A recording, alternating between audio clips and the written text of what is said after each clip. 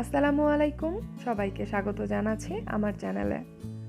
আজকে আমি আপনাদের বানিয়ে দেখাচ্ছি চিটা রুটি বা চিটা পিঠা।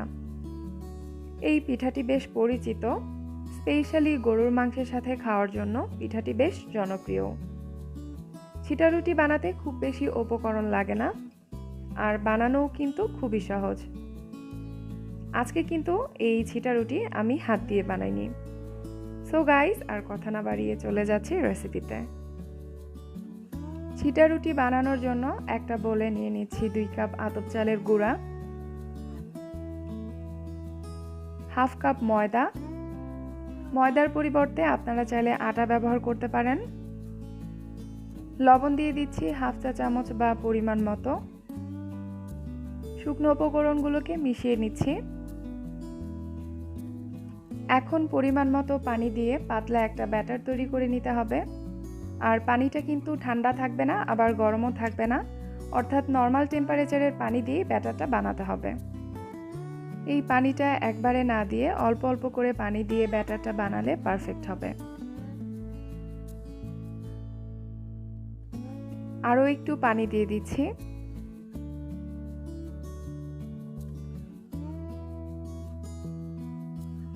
এই ব্যাটারটা বানাতে আমার 1.5 কাপ পানি লেগেছিল।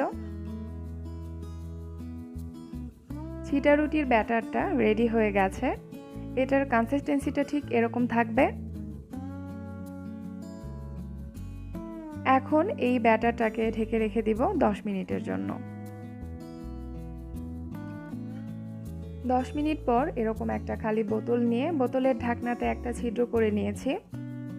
তো এখন এই বোতলের মধ্যে আমি চিটা রুটির ব্যাটারটা ঢেলে নিব। বোতলে ঢালার আগে ব্যাটারটা কিন্তু একটু নেড়েচেড়ে নিতে হবে।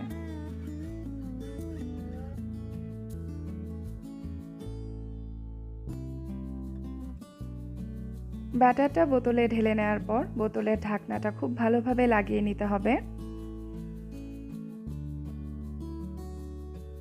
চিটা রুটি বানানোর জন্য চুলায় একটা ফ্রাই প্যান দিয়ে অল্প একটু তেল ব্রাশ করে নিচ্ছি। প্রতিটা চিটা রুটি বানানোর আগে বোতলটা একটু এভাবে ঝাঁকিয়ে নিতে হবে।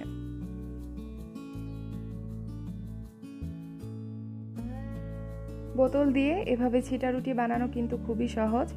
এটা সবাই খুব ইজিলি বানাতে পারবে। আর এভাবে বোতল দিয়ে বানালে আপনার কিচেনটাও কিন্তু মেসি হবে না। এখন চুলাটা লো ফ্লেমে রেখে ঢেকে দিব 30 থেকে 35 সেকেন্ডের জন্য। আর চিটা রুটি বানানোর পুরো সময়টাতে চুলাটা কিন্তু কমানোই থাকবে। প্রায় 35 সেকেন্ড পর ঢাকনাটা আমি খুলে দিলাম। এখন এভাবে আরও 1 মিনিট জাল করে নিব। এই পর্যায়ে চিটা রুটিটা হয়ে গেছে, আর এটা কিন্তু এমনি প্যানের গা থেকে উঠে এসেছে। তো এখন চিটা রুটিটা ভাঁজ করে চুলা থেকে নামিয়ে নিব।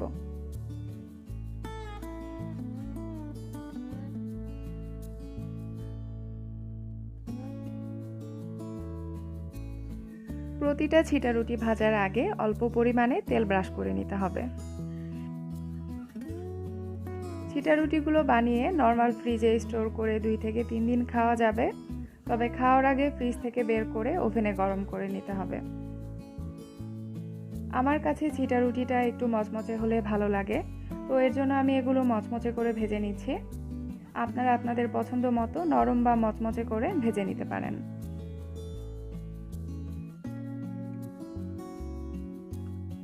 সো গাইস, আমার রেসিপিগুলো ভালো লেগে থাকলে আমার চ্যানেলটিকে সাবস্ক্রাইব করুন, সেই সাথে লাইক কমেন্ট করুন এবং চাইলে আমার ভিডিওগুলো শেয়ারও করতে পারেন আপনাদের ফ্রেন্ডস অ্যান্ড ফ্যামিলির সাথে। আজ এই পর্যন্তই, আবারও দেখা হচ্ছে নেক্সট ভিডিওতে। সে পর্যন্ত সবাই সুস্থ থাকুন, ভালো থাকুন আর নিরাপদে থাকুন। সবাইকে ধন্যবাদ জানিয়ে শেষ করছি। আল্লাহ হাফেজ।